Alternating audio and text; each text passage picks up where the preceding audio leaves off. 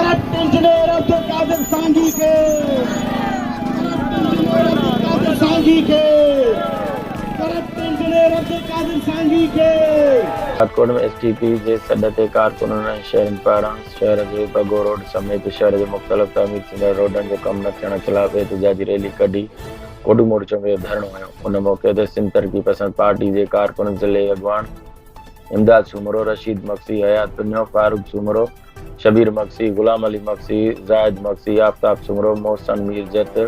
मामा गुल क्रिकेटर ऐं ॿियनि जी अॻवानी में ॻोठ यार मोहम्मद बिरोही खां हथनि में बैनर प्ले कार्ड खणी एहतिजाजी रैली कढी।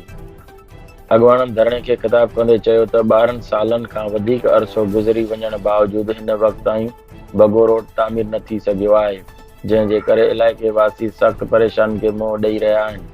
हुन चयो त बगो रोड समेत शहर जा मुख़्तलिफ़ रोड, थाणे वारी मस्जिद रोड, मेन रोड, थाणे वारो रोड, मोची महला रोड, कब्रिस्तान वारो रोड समेत शहर जे अक्सर रोडनि जो कमु अध में बंदि करे तरक़ियाती कम रोलण जो शिकार आहिनि, जंहिं करे इलाइक़े वासी सख़्त परेशान आहिनि। हुननि चयो त रोड्स खाते जो इंजीनियर ऐं पब्लिक एतकाद खाते जे इंजीनियर करप्शन जी बाज़ार गरम करे ठेकेदारनि खां ॻुड़ी रिश्वत वठी रोडनि जा पैसा खाई विया आहिनि ऐं रोडनि जा कम बंदि आहिनि, जंहिं जे करे शहरी अज़ाब में आहिनि। हुननि नेब ऐं एंटी करप्शन समेत ॿियनि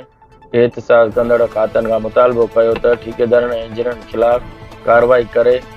करप्शन जा पैसा वापसि वठी रहियल रोडनि जो कमु मुकमल कराए ॾिनो वञे। शहरनि जी परेशानी मां जान आजी कई वञे।